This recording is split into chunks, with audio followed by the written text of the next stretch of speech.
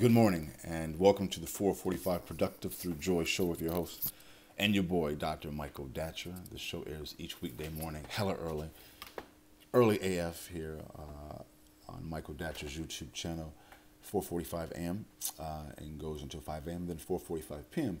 and goes until 5 p.m. On Facebook Live. Today we're talking about a really important topic, compassion and productivity. What is the connection between compassion and productivity?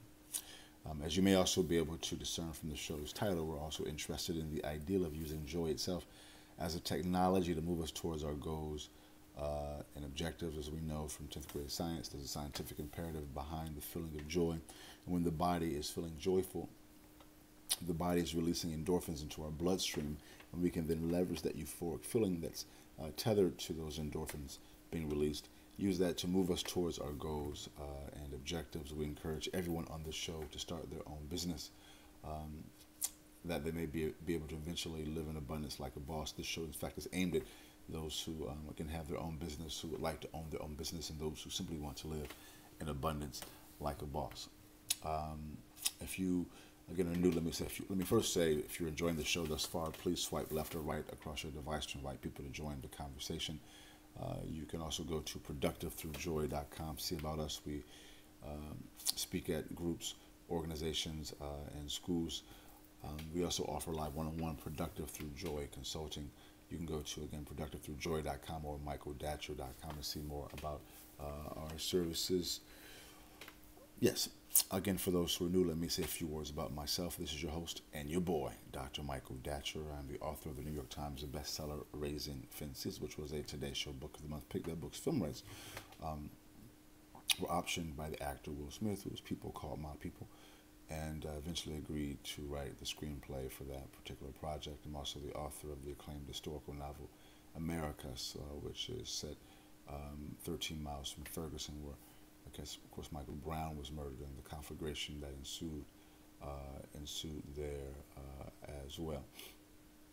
I am also the founding editor of the International Journal of Literary Nonfiction, called The Truth About the Fact. I'm the former executive director of the World Stage, a literary and jazz venue here in California. My educational background is UC Berkeley as an undergraduate. My master's is from UCLA, and my PhD is in English literature. From the University of California at Riverside. I'm currently a professor of English Lit at LMU here in Los Angeles. I'm an expert at being productive, all right? I don't say that to brag, but people are oftentimes surprised at my level of productivity given how crazy my own personal narrative is. I'm the product of a young girl who was raped at 16, gave birth to me at 17, and subsequently gave me up for adoption at the age of 16 to or 17 to a single divorcee. So at the time, who was great, by the way, but at the time, no biological father, no adopted father. Listen, difficult times for the young MD, yet as Cool Mo D famously said, how you like me now, right? And if I can be this productive through joy, many of us can be productive through joy. In fact, this show, for those who are like me and us, and many of us who are behind this show, many of us who come from difficulty, we have a built-in excuse as to why we cannot ball. We have a built-in excuse as to why we haven't balled or don't think we can ball. And we understand that, of course, but when people like us can actually have success, can have abundance despite our difficult beginnings, it gives people inspiration, the inspiration to move forward and to believe they can also have a similar type of success.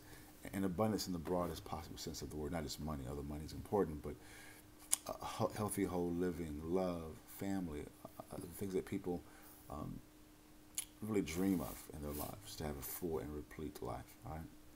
So it also removes the excuses for people who are less challenged than we are, because if they see us having success, they can think, well, that dude, if the MD can do it, I don't have an excuse why I cannot ball until I fall. So, in the morning, we're talking today in a second about compassion and productivity. In the morning show, we also talk about the importance of framing your day before your day begins to frame you.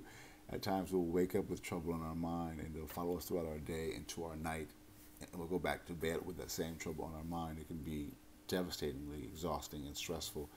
and kill you, because stress kills people, as we know from modern science. And so we help people because we know the impact of stress. One of our practical services is helping people to develop a framework, we call it a ritual, to deal with the stressors of the day. And we can do it in the context of ritual. Ritual can be defined as essentially doing the same thing at around the same time. So let me give you a brief example of my morning ritual. So in the mornings I wake up at 3:45 a.m. I read a couple of spiritual or business books. I do our show at 4:45 a.m. Then I work on my current book from 5 until sunrise. At sunrise, I walk to the beach. I live here along the coast in Venice Beach, California. I go out, play my drum, meditate, pray, do yoga. It's really powerful. Come back to the house. I work on my current book a while longer. Then I go back to the beach, run up the coast all the way past Santa Monica's Pier, all the way back here to Venice to go to my gym, to get my buff on, my workout in. So by 9:30, guys, I'm feeling amazing. My body is being flooded with endorphins. That endorphin release gives me a sense of euphoria that I then use, I leverage to move me towards my own goals and objectives, which involve, of course, consulting, real estate, publishing, and public speaking. And so we're not saying do what I do. We're saying do what you do you, but do it in a way that's ritualized, that's every day, that you have a set time for it. Because your day is going to happen whether you're prepared for it or not, right? And it's best we find to do some preparation for the day that is to come. So I'm reading two books now, two great books actually. One great book, one book that's kind of not so great, but I'll give it a chance. I'm reading The Nag Hammadi Reader, which is a book of kind of ancient spiritual scriptures. And I'm reading, I just finished Jen Sincero's great book, You Are a Badass at Making Money, and I'm now onto a new book called On the Moment, which is starting slow, but if you get a chance. It's a book about basically, in a spiritual sense, owning the moment, right? Owning your moment. So, but from those two books, I extract some wisdom, which I call the morning chant. Today's morning chant is, as a meditating natural mystic, I am compassionate because God has been compassionate with me. I am compassionate because God has been compassionate with me, right? So I think about that, and I contemplate that. I place it on my phone. I also create the morning and afternoon shows based upon that topic. So we're talking today about compassion and productivity. Again, this is your host and your boy, Dr. Michael Datcher, here at the 445 Productive Through Joy show. Go to productivethroughjoy.com. See about us. We offer live one-on-one Productive Through Joy consulting. We also speak to schools, organizations, and groups about being productive through joy. If you're enjoying the show, please swipe left or right across your device. Definitely become a subscriber on Michael Datcher's YouTube channel. All right, let's dive into the topic today.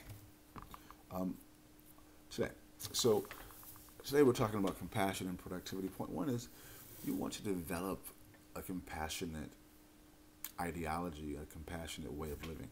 It takes a while because, in my experience, because we are encouraged not to be compassionate. We're encouraged by various individuals like our president to be selfish and mean-spirited and to do whatever you need to do to get ahead. I mean, I get that. I understand that, certainly. But in the long run, we find that just doesn't serve you. It just doesn't feel good. It feels icky to be that way, And so we have to work, though, at being compassionate. Also, when you're compassionate, you get hurt, or people talk bad about you, and people think that you're weak, because in the outside world, being compassionate, loving, a bleeding heart, having a bleeding heart, being a bleeding heart liberal, those are all pejoratives, and people pile on you. I mean, that's part of what happens, unfortunately.